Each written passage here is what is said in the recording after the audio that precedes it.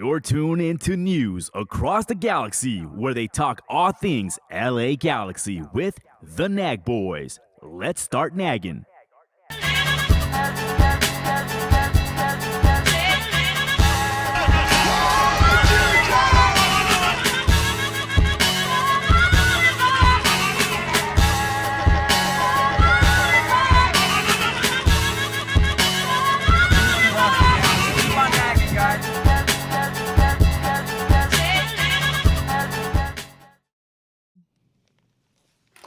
Hey, fellow G's, what's up? This is Edgar Zuniga from News Across the Galaxy. I'm here at NAG Studio West, and today we have a very special guest. We have a special show because, as you guys know, the Cali Classico is coming up.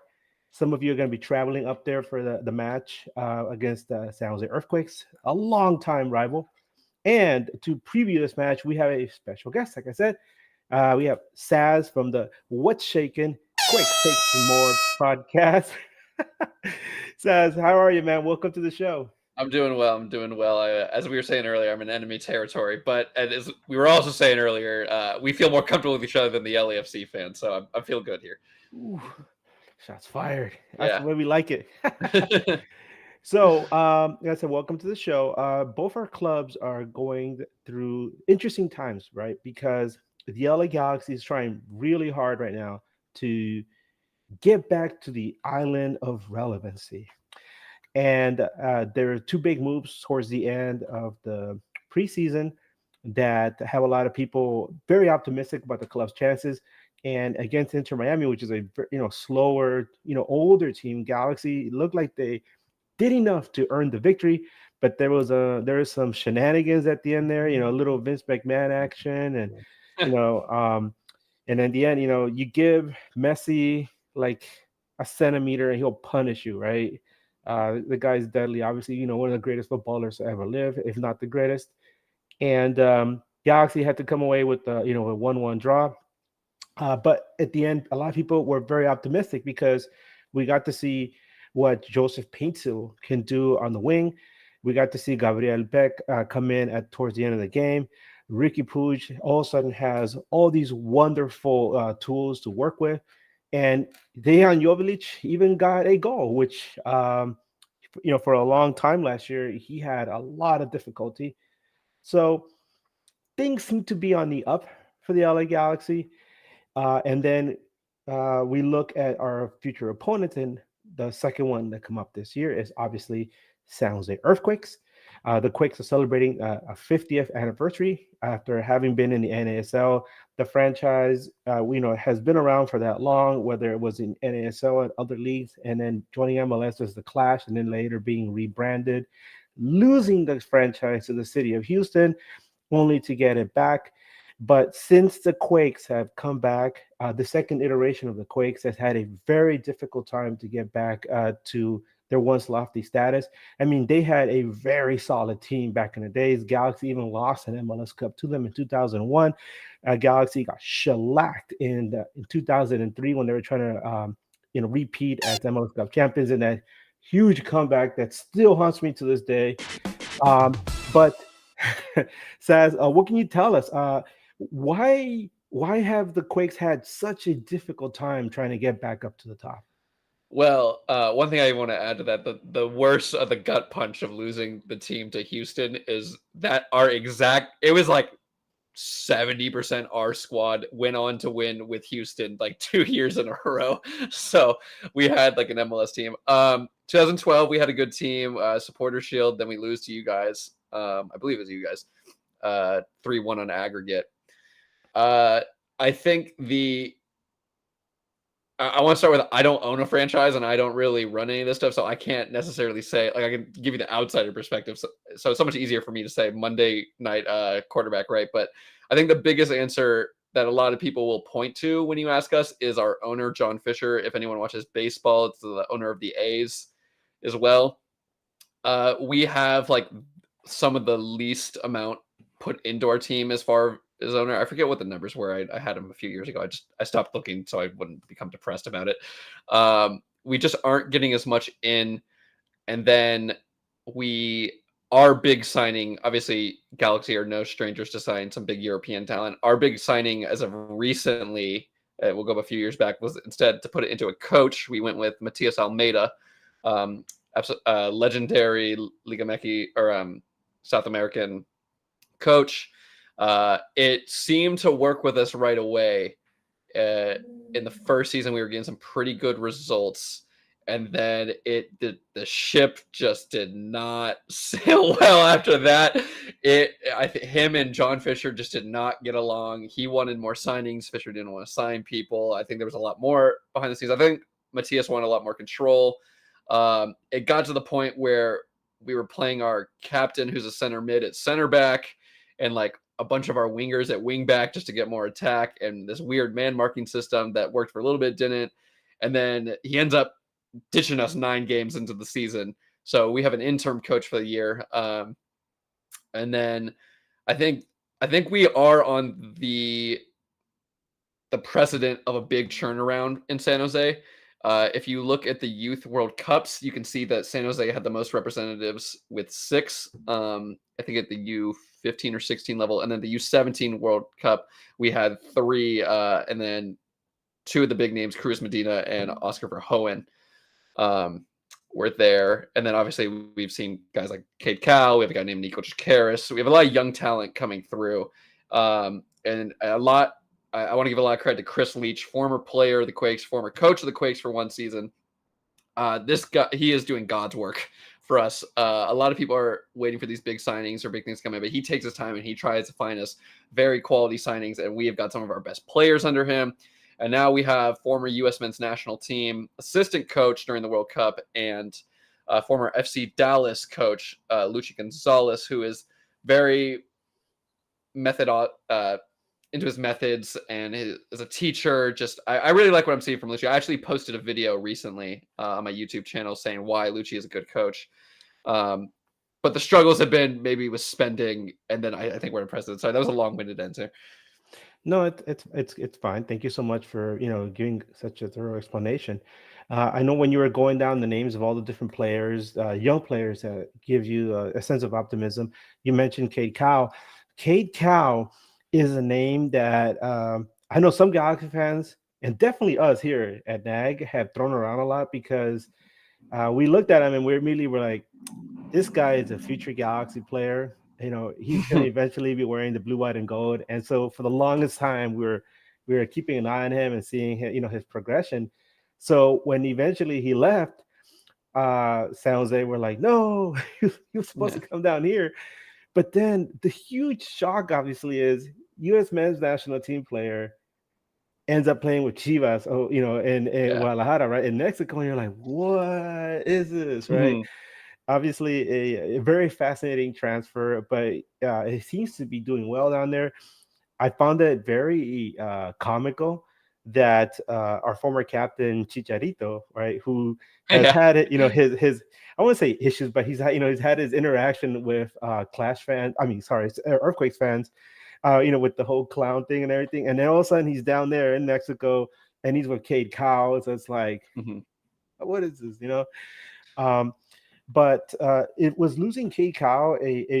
Would you say that was a pretty big deal, or was it something that you guys saw that was inevitable, or do you think that he could have stayed there a little bit longer? First I want to start with you guys thinking he was going to come down there, and that's so funny because like I've obviously only been around in the 2 ecosystems I ever see Cade in is what we San Jose fans see of him and hear about him, and then when he goes to the U.S. men's national team, the thing with us, and it got to the point where it was a meme, where it was Cade would play 2 games. Oh, he's linked to this team in Italy. Oh, he's linked to this 2nd division England team. Oh, he's linked to here. He's like every week there was a new link to him somewhere in Europe. So we knew Cade was gonna leave. It was more of a question of when than where for us. I think this was the time. I don't think we don't really see it as a loss. I'll speak for myself. There's different opinions on it. The production maybe regressed a little bit last year. He had I think we've seen him. He's built like a Greek god, and the kid's like 19. Um, he has a lot of raw talent. He just needed another scenery. He needed another atmosphere, coaching staff, maybe to build it. And I mean, we're seeing he's obviously been doing really great in Chivas. He needed that next level. He needed that next step to push him. I don't think by any means we were like, oh, let's get the kid out of here. But I think we wanted to see him grow. If he stuck with us, we would have been like, great. This is great for the future. I think it's a great deal overall. We got I mean, it was worth $4 million. I don't think we're not going to see much of that. But I think it was a good neutral parting for both teams. And then we have this new guy, Pellegrino, who's come in. And it's really funny how quiet the league has been on, because this guy was Denmark's top scorer last year. And he's like 6'4", and he reminds me of Zlatan in the sense that he's so tricky, but he's like crafty in that sense, but he's so big. So when that guy starts getting a light, that's going to be scary. Okay. I like I said, the whole thing with Kate Cow was interesting to me because, like I said, we were keeping an eye on for so long, and you're right. He's only 19, but this guy, he doesn't look 19. No. Especially with that man mustache he rocks, and then and we'd see him show up with the cowboy hat, and we're like, hell no, this guy is not 19. This guy either lied on his age as his birth certificate, or this guy took some like Captain America serum or something, because yeah, for real. I actually got a funny story about that. Well, also the Quakes signed his little brother Chance Cal, who it doesn't quite have his physique, but it's still there. I used to play soccer at a pretty decent level, and one of my teammates, this is years after we'd been teammates, but we remained friends. He actually got to play against the Earthquakes in the Open Cup. And there's this video out there somewhere of him like going for a ball and Cade Cal just like rocking him. And I asked him again, my friend Tony Jimenez, he's the best player I've ever played with. I'm like, Tony, like, what was that like? And he's like, wait, can we curse on the show? Yeah. He was like, it was like getting hit by a fucking brick shithouse. Oh my God, that hurts so bad. He's like, I'm going to feel that tomorrow. Like, he couldn't believe, like, there was no speed in it. It was just like a clear, like, shoulder to shoulder like this, and Tony got sent flying. It was really funny. Yeah, it's amazing how different these guys are at that professional level. How much faster, stronger, bigger. How more intelligent they are, and how the game moves so quickly. So when you run across one of them and you get a chance to play with them, you're like, whoa, I thought I was okay, but no, I feel like feel like an insect now. I know some of the guys from NAG, they got an opportunity to play against Jalen Neal in some pickup games last year, and it was a friendly little thing, but it's Jalen Neal, right? A U.S. men's national team, a professional MLS player, and yeah, there's a big difference. So I have to ask, because I know one of the hot button topics up in the Bay Area has been the whole issue with the Oakland A's, and obviously, the guy who's the lightning rod for all that criticism is John Fisher, who is the majority owner of San Jose Earthquakes, and I know I have heard rumblings here and there that the Quakes might be next on the chopping block. And I really hope that isn't the case, because I personally enjoy having the Quakes up there, and I really enjoy the history of the rivalry. Have you heard anything about that? And how do Quakes fans feel about John Fisher? I'm sure that a lot of them are A's fans, and they look at what's going on, they're really upset, right? Yeah. This is I'm laughing a bit because I'm actually applying for an internship for the Quakes come summer, so I'm just imagining this coming up in the interview. But I'll speak honestly. It's funny, I was on Twitter today and I went under Earthquakes post, and every single comment was sell the team. So I think that's somewhat the sentiment. As far as the selling, yeah, we've heard a lot of it, right? You hear a lot of things every few years, like, oh, are they going to move to San Francisco? Are they going to do this? Like, what had deterred me away from that is John Fisher has, I think it's Santa Clara and one other spot. Like, they built this giant sporting complex where it's like for the first team and all the academy teams. And now we did just get an NWSL team, but I don't think it was like I don't know if he actually I don't even know if he has any part to do with that team. I think they're just playing at our stadium. I don't see him investing the millions, billions, trillions he's investing in all those fields just to be like, actually, halfway through construction, we're gonna bounce. So I'm feeling pretty good about him keeping it here. Okay, I've also heard that the Quakes might be looking into getting a new stadium. Do you have any input on that, or are they going to stay, right there at PayPal Park, right? It's called. Yeah, Um, yeah, because that location is kind of interesting. I know it's next to the airport, airport. Yeah. and I'm a Niners fan, and I know that when the Niners built Levi Stadium, there were issues because the scoreboard was so bright. A lot of pilots would have issues as they were trying to taxi in, and I was wondering if there's any similar issues like that with PayPal Park being so close to the airport there, and if the Quakes have ever explored, maybe getting a different location. I don't personally know of any stories like that. I always joke that it's got to be like the best away game because as soon as you're done, you can go like straight to the like airport. Yeah. I, okay, I'll start with what I've heard and then I'll go to personal opinion. I did read something about John Fisher or someone saying like, oh, we need to upgrade the stadium or we need to do this or that. Like it's fallen behind as far as like seat quality and this. And that was a little frustrating to hear for a lot of fans because we're like, we just know you cheaped out on it and like this is how you built it. Like you're just complaining about your own product at this point. However, I love PayPal Park. It is my favorite sports stadium, and like I love sports. So like it is my favorite sports stadium I have ever been to, in the sense of like it doesn't feel like I'm in a sports stadium. Like if I go to a basketball game, a football game, baseball game, I feel like I'm walking to a seat, and then there is like I don't know how to explain it, but there's like kind of like a barrier, like an invisible barrier, and then within that is the game I am watching.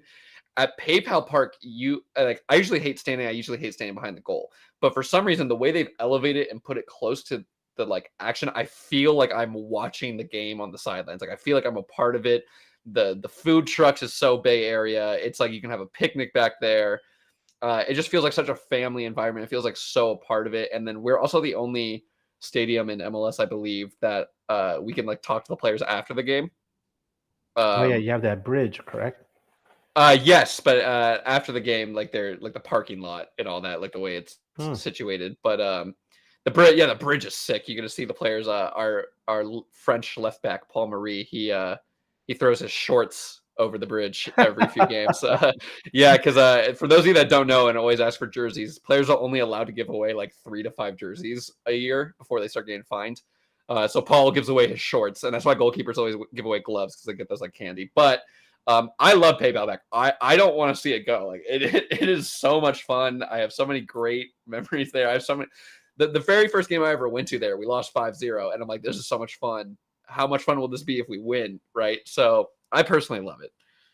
How does it compare to like say the atmosphere at Stanford Stadium, which I know it's like it's the old, it's I would say like the old I'll say castle, but I can't think of the word right now. It's like the place where the Quakes usually go to when it's like a big profile match against the LA Galaxy or maybe another opponent. Their fortress, as I say, yeah, there you go. It's like the fortress, right? And I have the Quakes play games at Levi's. I think they have, right, in the past. Yeah, we play. The only time we play at Stanford is when we play you guys in the 4th of July match, and then we're trying to start branding. We started like a year or two ago. The new Classico, or they're giving it some weird name, but it's at Levi Stadium versus LAFC. The differences in the atmosphere, and this is coming from a season ticket holder and someone who went to almost every single game in the season. We won 4 whole games the whole year. I've seen that stadium packed. We can hold about 18,000. I've seen the stadium when there's about 19, maybe even 20,000 people there. And I've also been to the stadium for the Quakes 2 matches, or even some of the lower games where we have between 20 people or about like 7,000. again, it's a weird family environment, especially because I'm in the like supporter section. Like, so I'm hearing the drums, I'm hearing all the chanting. It's you feel so connected to the game versus when I'm at the other stadiums, I feel like there's a bit of like a delay where you have to wait for like other reactions and celebrations and everything. And then it's like it's cool when you're at Levi and it's packed, right? But there's a bit of a disconnect that don't get me wrong, I'll still like it. I still go to the games, but like at that point I'm like, oh, it'd be fun to like watch at home so I could really watch the game versus when I'm at PayPal Park, I'm like, this is a family hangout. No, I completely understand. Um, I know that when the LA Kings moved from the Forum to Staples Center, there's something that was lost. I mean, obviously, at the time it was built in 1999, Staples Center was state of the art facility. It was massive compared to the Forum. It was like huge upgrade for the LA Kings and for the Lakers, and obviously for the Clippers who moved in from the sports arena. But I remember when I would go to LA Kings games at the Forum. Obviously it was a lot cheaper. In high school, I could afford to go and buy seats that were like maybe 10, 15 rows behind, the glass. And I remember like you feeling like you're like right there, like on the ice. And you go to a game at Staples, or the Crypt, as we call it these days, and um, if you can find seats for like $50, whatever, in the Yeah. 300 level, good, hey, you got a deal, right? Yeah. But you see, feel like you're on top of a building watching a game being played down in the streets or something, and it's just this weird separation. So I completely understand, So, um, so I guess it's a good thing for you guys, having that real close atmosphere. Um, so now let's transition into the game because Mhm. um, that's the next thing, for both teams. Um, I know the LA Galaxy is itching to get back and trying to see how they're going to perform with a now that Painter has one game under his belt, now that Pet got some minutes, and going up against San Jose. Obviously, it's more than just your regular MLS match. It's the old rival, and I know that because of uh, the the performance of LAFC and because of all the friction that there's been between Galaxy and LAFC fans, some people have forgotten about the Cali Classico and what it meant for not just LA Galaxy and San Jose, but for MLS in general. I know that in the early days of MLS, Galaxy versus the Clash, or Earthquakes, provided some of the most entertaining football this league has had. Like I said, MLS Cup 2001, that was a nail biter that ended in overtime. And my God, I mean, it's heartbreaking for us, but what a moment for for the San Jose Earthquakes. And it just goes to show what strong teams they had and what fierce battles these two teams have had over the years. And although the Quakes, haven't had, been able to get back to that same level in the years since they got the second, team. Whenever it's Galaxy versus San Jose, I know that there's a little bit extra, right? It's always something a little bit extra, and the players feel it. And the Galaxy has had some really like horrible like late game situations against the Quakes for some reason, whether it's Stanford or at PayPal Park. Somehow, some way, those damn Goonies find a way to get Yeah. back into the Yeah, I was game, about to say right? Goonies never say die. Yep. So now we come up to this match. What are your expectations for this game? Looking at it and seeing what the Galaxy did against Miami, how do you think San Jose can beat the LA Galaxy? Um, I mean, I say it every year. MLS is like a rock paper scissors match every single week. Uh, I think the best way to show it is last year. We beat LAFC, who was top of the league. It was a huge win for us. We were like, oh, this is going to be like a good little bounce back. Maybe this was 2 years ago.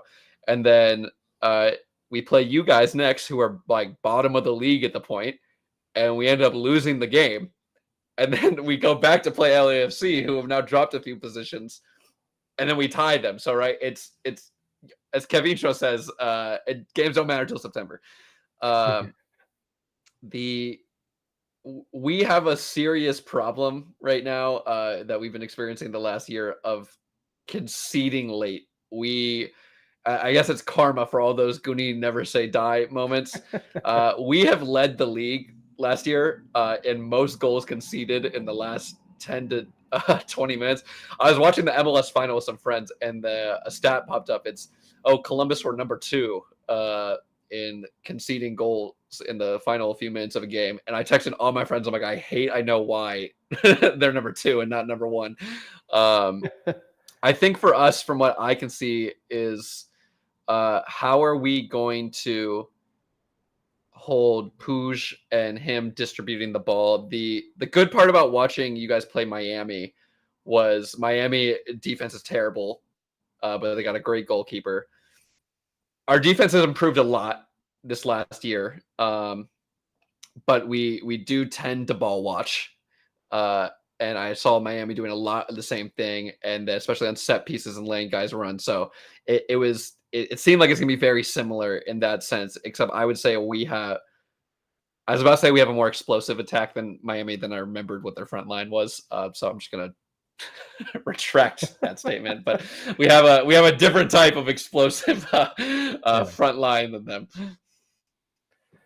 Yeah, one of the things that we always talk about when it comes to Ricky Puig is the fact that he likes to hold on to the ball sometimes more, than we'd like, because he, especially last year, like one of our no longer with us, Tyler Boyd, one of our wingers, he's now in Nashville.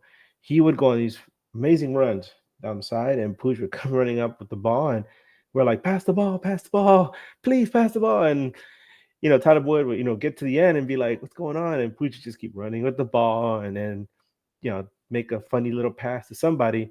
And the ball probably, go, get turnover. But, and then sometimes he tries to play hero ball and, knock a shot in from outside the box. Granted, he can do that, but it's still so early in the season. I think that once, he's in the middle of the season, he'll be able to really nail those. But right now, it's not the time for that. And so we're really hoping that Ricky Puig looks around and he sees that Joseph Pinto that guy is a menace. Oh my God. We heard about him, obviously like a month or so ago.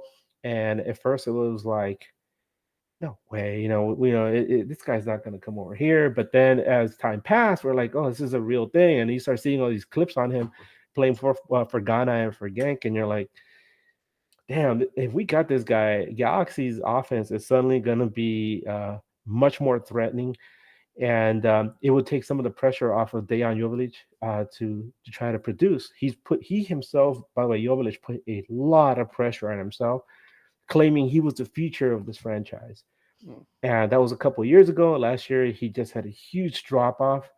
And since a lot of people are saying that this season is his redemption tour, but he's not going to be alone. He's got Joseph Pinto, and then obviously the kid we picked up from Brazil is Gabriel Beck. He was playing for Brazil in the CONMEBOL qualifiers for the Olympics. Unfortunately, Brazil did not make it, but Peck was in there. And one of the things that we admired about him was that he's got like this persistent attitude. He just does not give up. He's very strong, very tenacious, and which is completely unlike Douglas Costa, who was our former Brazilian. Yeah. So all of a sudden, it's like all these unknowns, and the more we see, the more we like. And now we go up against San Jose. I'm very curious to see if Peck gets to start, and to see how much more effective Puig is going to be at connecting with these players now that they've had more time to work together and have more practices under the belt. But the one thing that Galaxy still has that's still kind of an issue is the defense. Granted, in this last game, Yoshida, who's our center back and captain, Maya Yoshida, he had a fantastic game. But then you look back and you see, who he's up against. Obviously, yeah, you got the big names, right? Leo Messi and Suarez, and and his buddies, but they're older, they're slower. Robert Taylor didn't exactly have his best game. And so like the question is, how will Galaxy do? How does this defense handle a team that's a lot faster and has a lot more bite and can quickly change things on a dime? So I'm curious to know, do you think the Quakes are gonna be able to shake the Galaxy defense and maybe put them on their heels? Yeah, well, when you put it like that, that definitely that makes me feel good about it because I would say the theme of our games currently have been like 15, 20 minutes. You'd be like, oh, whoa, who are we playing? These guys are really good. And then like we slowly just like lose our consistency throughout the game. Um, our our fallback and our default when we don't know what to do is we're going to send Christian Espinoza a ball over the top. He's our right wing, number 10, a beautiful man from Argentina. And he is just going to run down the line, and he is going to just he doesn't care if anyone's there. He's going to whip it across, and then we're going to hope Jabo is there to get on it. But if you guys are lacking pace, that would be something of a big concern because Espinoza is fast, Benji Kikanovic is fast, Jack Skane, who will probably be playing attacking mid for us unless we change some things up. That guy is secretly fast, like almost Cade Cowell level fast, and like no one knows about it. And it's really funny to watch like people freak out when he starts running. We are going to look for that counter. We struggle through play in the middle. So that's where I'm also going to be concerned, especially when Pooch is like your main guy. But as you were saying, like his hero ball, I do get the sense, and like I kind of get it. Like when he's walking around, and he's like, "I'm me. Like I don't need to try. Like I'll just kind of play the ball around. I'll make a play. I want the attention. Like I saw him after the game or during the game, like trying to get the crowd up. Like it's a good thing he's in Hollywood. You know, I I think I see that. But I mean, even coming off the bench for us, we have Pellegrino.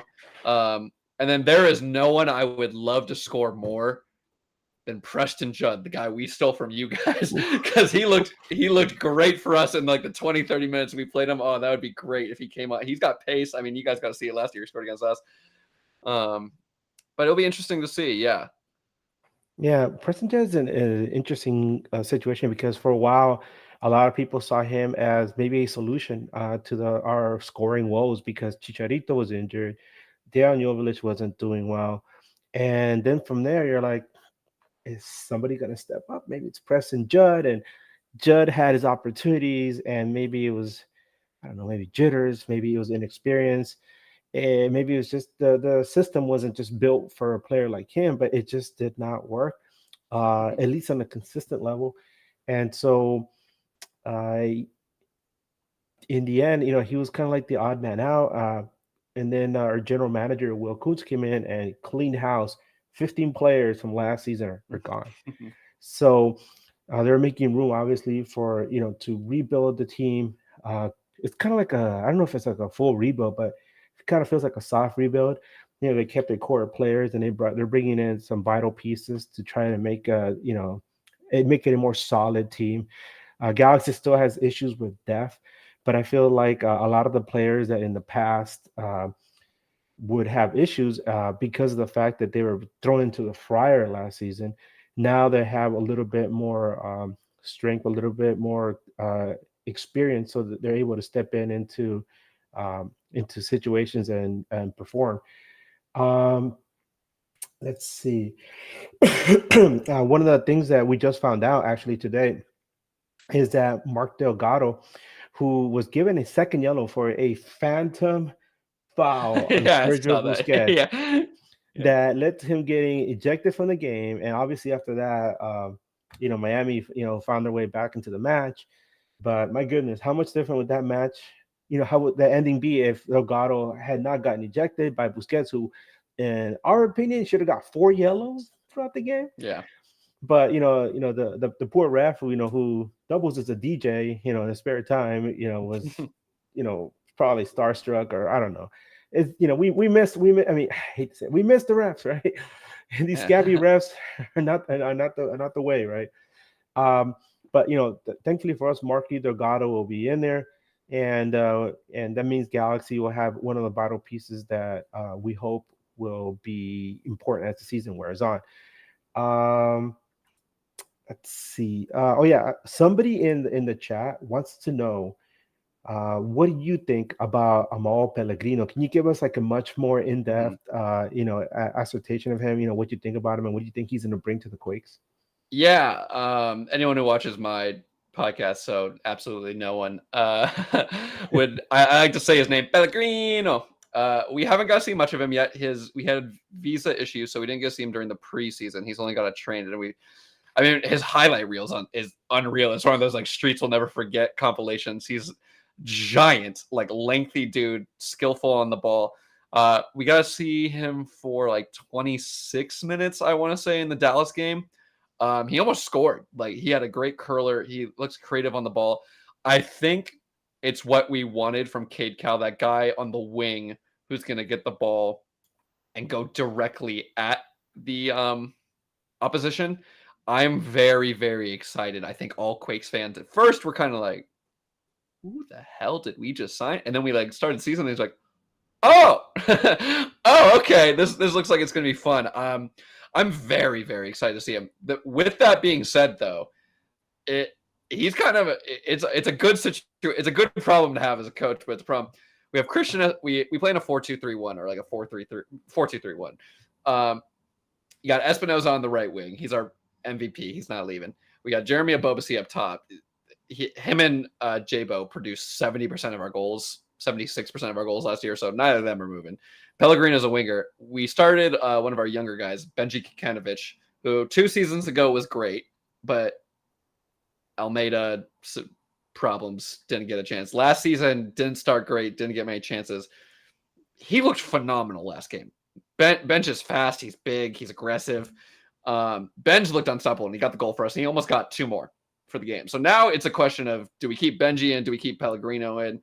Again, a good problem to have. I am very excited for Pellegrino. I think he's going to be very crafty on the ball. I think he's going to shock a lot of people, his height, obviously. And again, that driving force, that like going in towards the ball versus just crossing it and praying. So that's what I'm looking forward to. Okay. And kind of a follow up on, the whole, how can the Quakes beat the Galaxy? The inverse, right? How do you think the LA Galaxy can beat the Quakes? What will LA Galaxy need to do to break down the Quakes and come out with the W? Play for more than 20 minutes. We have a problem of conceding late. And when we do concede, heads drop. I will say, I saw your video, by the way. I saw where you're like, yeah, and then all of a sudden you're just lying on the ground. Oh yes, yeah. The thing I do like about this game is we are really good at home with this squad. So that's going for us.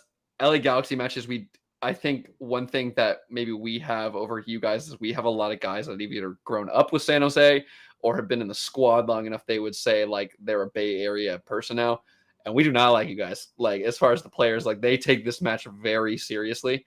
I can't say that for maybe a lot of your players, especially I'd say like Pooch is probably like your main guy, and I don't think he like sees it as like the earthquakes. Like, I think to beat us though, it's going to be it really is going to be Pooch. We're going to probably try and put Carlos Carrezo on him, but we just ball watch and we start to drop back and we don't press. And our saving grace has been our goalkeeper, Daniel, who in my opinion should have been goalkeeper of the year last year, not just because I'm a fan, but because like he had almost identical stats to Roman Berkey, but played on a much worse team, right? So like you could argue that it was much more important for us. By the way, let's get into that real quick before you finish your answer. Because before we came on, we were talking about our teams, and I was looking at the San Jose roster, and I was like, dude, you guys got 4 goalkeepers, and you corrected me. It's like, no, we got 5. Yeah. What the heck? You got to catch them all? What's going on? Yeah, no, for real. So we can track back a little bit on the history of that. We've always had a goalkeeper.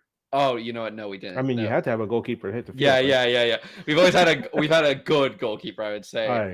It seems. And then I as I said that sentence, I'm like, no, we did not. But we'll take it back to JT Marcinkowski, homegrown player, stud, great player. Behind him was Matt Bersano, who's now Austin's backup goalkeeper. Matt was a baller. Matt was great. The few games Matt played in, I'm like, I don't know how he's not an MLS starter for another team. The fact he's still a backup for Austin is a shock for me. Matt, if anyone listening, if your team picks up Matt Persano, you're getting a phenomenal dude. And then JT was leading the league in saves 2 seasons ago. And then all of a sudden we signed this goalkeeper, Daniel. And I'm like, okay, because we have this guy named Emi Ochoa who is supposed to be this next big thing. His performance has been okay with Quakes 2 as far as I've heard. But we signed Daniel and he's supposed to be like a starter level keeper. So we're like, why would we do that? We have JT. And in the first game, Lucci's like, it's a battle between either of them. Either could get it. And then Daniel starts playing, and I'm not seeing too much of a difference. I'm like, why are we doing this? Daniel gets hurt. JT comes back. Daniel doesn't come or comes back from his injury.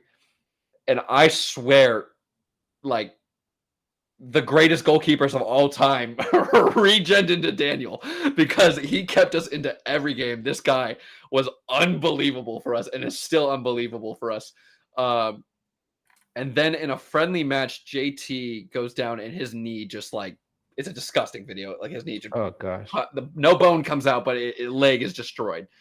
So we need a backup because I think we still want to put Emmy to team 2. So Yarbrough was our I'm mispronouncing it, the Colorado. Yarbrough. Yeah. He was rumored with us. And at this point in the summer, or off season, I should say, we haven't heard jack about signing anyone. We have just shipped off Jamiro Montero.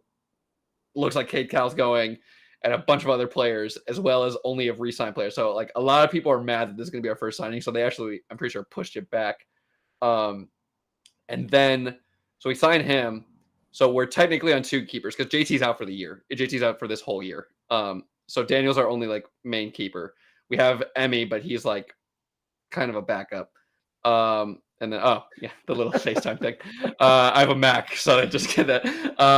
That is funny, dude. And, yeah, but yeah. I think if I do this too, I'll get like fireworks. I'm not sure. I just said that's hilarious. Like the computer. Yeah, no, it caught me off guard. I forgot about that. But then we signed this guy from the Russian team, which I don't know why, because we have Mikolash Biekansky. Yeah, we got Daniel, and now we have like an MLS proven backup. There were some rumors floating around that Daniel was gonna leave. I don't see it personally right now. Maybe that's what it was. Maybe it's just another trading piece we can keep for later. I don't know what the situation with that was. That put us at JT, Daniel, 2 new guys, and then Emmy. So yeah, that's the 5 goalkeeper situation we have currently. That's it. I mean, you were talking earlier about how you have like this great dilemma, right? About who you put up on top, and I mean, you have some 5 serviceable goalkeepers. I mean, when I heard that you guys got William Yarbrough, I was like, damn, that is a big get, because we have a show of a friend of the show named Matt Pollard. He covers Colorado Rapids, and one of the topics from last season for the Rapids was a goalkeeper battle, which William Yarbrough was involved. And Yarbrough, when he's on his game, this guy is unstoppable. I mean, he's amazing. And it just so happened that the Rapids decided to go with the other goalkeeper, and which to me was surprising. But the fact that he went to San Jose, I was like, damn, I feel like this San Jose Earthquakes upgraded a goalkeeper. But then looking at what you guys have, and then hearing you, I'm like, geez, who are you going with? Who's gonna be guarding the pipes on this weekend? Oh, it's Daniel's like through and through for the season. Like it without a doubt. Like I don't see any of them touching the field unless Daniel gets injured. I think he was seriously brought in just as or not Daniel, the other guys were just brought in as backups. Daniel's phenomenal. I think you're gonna have a few shots this weekend and you're gonna be like, oh my god, dude, like what? Just let one of them in. I'm sure I'm gonna curse it now that I said that. But it's funny, like we conceded in the 94th minute of last game of shock. Uh, yeah, and like it's inside the box, and Daniel gets a hand to it, and it goes in. And Daniel goes on Instagram and like apologizes to everyone, being like, "I should have saved it. The game is on me." And everyone in the comments was like, "It would not have been a game without you. What are you talking about? That was not your fault. That was the defense's fault." Like, but I just love that he took the responsibility for it. He should not have saved it. The fact he got to a hand to it was incredible. Um, it's gonna be defense backing up and not pushing and just taking in all that pressure, and then our midfield for me, like also it's gonna be interesting. But I we're so much better at home, and we start games really good, and I think we're gonna give a hell of a hoorah speech coming out of that tunnel, and then I think we're gonna start great. But if Pooj like produces something for you guys, it's gonna be interesting. But it's our home opener. It's usually one of our most packed games of the year. I do see us, and I'm not just saying it like because I'm a fan. I do see us edging this game out. So let me take a look at previous meetings, right? Mhm. Because, like I said, this is a rivalry that stretches back many years. Um, the last 6 matches between these two clubs, uh, excuse me, Quakes have won two, Galaxy have won three, and there's been one draw. Uh, Galaxy beat the Quakes the last time they played each other. I think that was, yeah, I mean, obviously it was last year. It was 3-2. The last time the Earthquakes beat the LA Galaxy was July 14th, 2022. It was a 3-2 victory here in LA. Mhm. And that was on the heels of another victory by the Quakes the year prior, also here in LA. But the Quakes haven't had a chance to beat the Galaxy since then. Overall, if you want to talk about this rivalry, um, Galaxy have across all competitions. That means regular season, playoffs, U.S. Open Cup. Galaxy have 46 wins. The Quakes have 33, and there's been 19 draws. So I know a lot of that was affected by the fact that the Quakes had all these down years. But when you look at just the whole body of it, it's always been a very competitive rivalry. And like you said, there's times when one team or the other will be down, but then this game comes up on the calendar, and hey, check this out. We're still going to hurt you. We're still going to take you down a notch. So it's a new year. It's so early in the season. Right? It's so difficult to try and gauge how either team is going to do. Like you said, a brutal loss for the Quakes against FC Dallas, who is a pretty fearsome team at home. But like you said, now the Quakes are back, at home. I'm curious to see if they're going to wear the snazzy new kits. Oh, I I did hope a so. They're kit sick. review, and Yeah. I told people, I'm not a big white kit guy, but I was like, if one thing that really makes this kit stand out from just being a white kit is the fact that they're using the old logo, and Mhm. I really really think that this kit would have been legendary status if they would have gone with the red instead of the white. Mhm. Because there's so many white kits out there. I mean, there's so many teams that are able to have different colors. It doesn't have to be like a dark kit and a light kit. Let the teams choose different colors. And I think if the Quakes would have had the red one, oh man, that would have been really Yeah. sweet. But the fact that that they were able to put the old Quakes logo on there, celebrating the 50th anniversary, that's a pretty big deal. So I really would like to see that, and that means the LA Galaxy would have to wear the LA kit. Um, but let's see. So let's talk about predictions. So, what is your prediction for this game? What do you think the final score is going to be? And do you think there are going to be any surprises? Because you said both teams have a history of giving up goals late, Yeah. especially in this rivalry. Um, it wouldn't.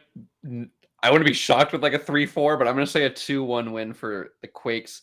Something I want to add on top of that is our guys are just mad. They have got a chip on their shoulder this year. If you look at how we played last year, especially the first 11 games and all the way up to like even the League Cup, we played phenomenal ball. We just played phenomenal ball, and it just like the stats did not do us justice. I actually did a video essay because a lot of people were blaming our coach. I did a essay. It just went out yesterday, I believe. If you guys have time, I'd recommend checking it out. It's like a 16-minute video on why our coach is getting all he's done under us, but like how unfortunate our season was part of that. And then as well, MLS had us like dead last in chances of winning the league this season, even though we did make some offseason changes, and there are other teams that really didn't. And then it's an LA Galaxy game. It's a home game. We're pissed off too the way we lost last game. It's like, oh, it's this stuff again. They're saying bad things about us. It's the rivals. Everyone's saying this. I think we're trying to come out and take heads off this game. Nice. So what's your score prediction? 2-1 Quakes. 2-1 Quakes. Yeah. Ooh. I felt a little bit more positive about this match. Before you told us, what a great goalkeeper, Daniel is. So, and we just faced a fantastic goalkeeper with Miami. If it wasn't for him, I think Galaxy would have put 3 goals past them. And maybe if Puig would let somebody else take penalty kicks, Galaxy would have, probably definitely won the game. You know what? In the last game, I predicted a draw. We ended up with a draw. I really thought the Galaxy could have won the game, but this time around, you know what? Sorry, I think Galaxy wins. It'll be 3-2. It'll be a nice shootout, a tasty Cali Classico for us to sink our teeth into and really get the season going. I know it's going to be really hard for the Quakes to have 2 losses to start the season, but it just fuels the fire for the Quakes, to work harder and get ready for the next Cali Classico later this season, and then get back to us here in LA, where, like I said, you guys beat us twice here already in the past, and there's no guarantees in MLS. It's the one league where anything can happen, right? Any given moment. So I'm really curious to see how this is going to turn out. So earlier, I think I want to touch back on a topic you were talking about, Ricky Puig, right? And you mentioned how from the outside looking in, it feels like the Quakes never really get the big stars. Is this something that you think is going to change, with John Fisher, or is it just going to keep doing the whole Moneyball thing, but in MLS fashion? I'm actually someone who's against signing like a big European player. Like, I think, would it have been sick to get Messi, and would I have done it? Absolutely. You know what I mean, right? Like, who would not have done that? With that being said, though, there's so many times where they just like come around, and it's like, I think so many people forget Shaqiri's still playing in the league, right? Yeah. And I think the thing the Quakes have going for them is this youth system we have, and all these like products we have coming out for it. A lot of people don't know there was a Quakes Academy player that won with the Columbus Crew and pretty much helped them get to the final. He scored in the quarterfinal. Max Arfstrand. He didn't play any minutes in the final, but he played in like the quarterfinal, the semifinal, and he scored like a late goal that helped them like in the aggregate. So shout out Max, he's dope. But I don't think we're gonna get like the big star, and like everyone wants it, and like I personally don't want it. However, we do have a DP spot remaining, and we badly need an attacking mid, like a true attacking mid, because the closest one we have right now is like the 17-year-old kid who's really good, but he's injured right now. I see Marco Royce wants to come over. I see Griezmann wants to come over. Would that be sick? Yeah, but like I like the Pellegrino signings. I liked the Christian Espinoza signings, the ones where people are like, who is this guy? And it all of a sudden it's like, why didn't we get that guy? Right? Like, I want to build with that. So that's my personal take on it. Okay. So thank you so much for joining us. As we're starting to wrap things up over here.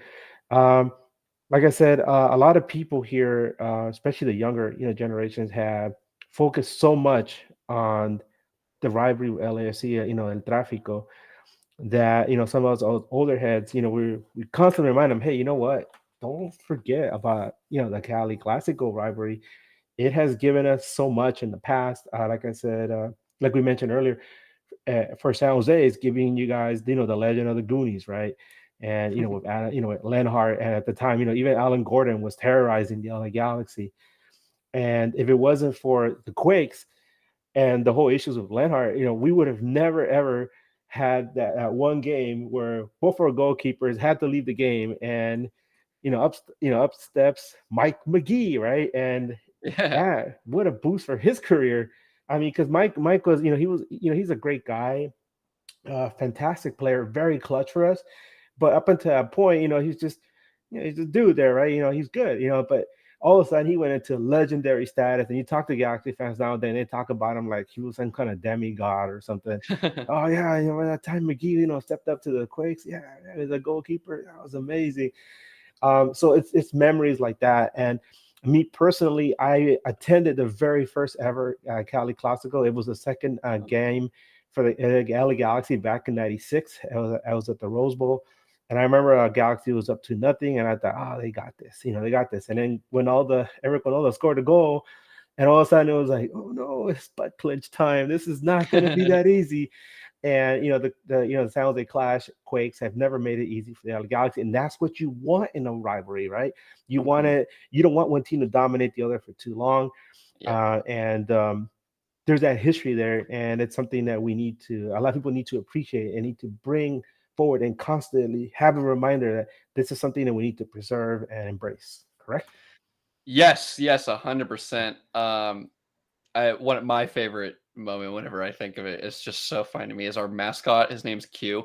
Ah, When, I remember when, this. I know. I know you're when, yeah, yeah, when David Beckham was on your team and then they got into a scrap, that's just like the funniest thing to me, because David Beckham was like the Messi of the time, for like people didn't realize. And it was like, and then for him to come here, it was just like mayhem. So for our mascot to get in a scrap with him was just like the funniest thing in the world to me.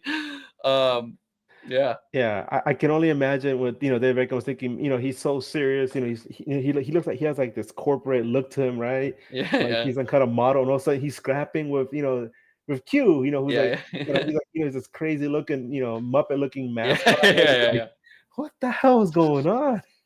Yeah, and I Yeah, think it's organic things like that. And like you were saying, the old heads, like the Wandos, the Lenhards, the Alan Gordons, like the fight, the grit. I mean, Shea Salinas, that the MLS legend, just retired for oof, us. yeah, Yeah, like those guys who were just like, you look at them and you're like, not much skill there, but the grit is like there. And then, God, just the LA. I'm looking at you, LAFC fans. I love calling y'all out. Here's what annoys me. It's like Rich Daddy came in and like just bought your way into here. This is what annoys me the most about LAFC is 1 week before their stadium was like announced and like in, fans, which I don't even know how or where they came from, because it's not even like they were a USL team that came up, were outside the stadium chanting songs about the history of the club. You're 1 week away from even being born, and then like chanting. That's like having a pregnant wife and then being like, "This is my son, the doctor." Like, right? Like he's not even born yet, right? Like, nah, no, it's a very interesting situation here. A lot of them, I mean, the core of them, are old Chivas USA fans, which is probably that's the kind of history I guess they're singing about. But then you have like that weird dichotomy that was brought together in a focus group where you have cholos essentially and hipsters being brought together into this weird group that's called the 3252. And a lot of people around the league I know call them Plastic FC. for real. um Yeah. it's it's a there's no other fan base like that. It's weird. Like you said, you admire things that are organic and are grown, over time, like teams that develop a culture, traditions over time. And everything here seems to be manufactured and given the Don Garber stamp of approval. And it's really strange. Yeah. But I digress. The focus should be on this rivalry, right? This is the one that's coming up this Saturday. Uh, Once again, thank you so much. We really appreciate you coming on and talking to us, about the Quakes and about the rivalry and everything that's going on up there. We look forward to a very entertaining match. Hopefully, the officiating isn't stupid, like it's been. I know some people said that you guys were also hit by the officiating bug against Dallas. I know we definitely were. Hopefully, it's not the case this weekend. Hopefully, we get some guy who understands what's going on. Um, Anything else you want to say before you head out? Can you give us your socials in case people want to hit you up? Yeah, you can find me anywhere at What's Shaken. I see the little logo right there. My personal is official underscore Saz. That's SAZ underscore. If any of you are traveling in the game, it's gonna be piss and rain. So Oof. props to you. Apparently it's gonna be pissing. I'm gonna be there with my girlfriend. Be sure to say hey. Like I'm just a dude. Like it doesn't need to be like I'm the like for fun podcast. Like I'm not like there. You got like the aftershock, tectonic takes, a bunch of other ones there, like the hard hitting news. I'm just here for a laugh.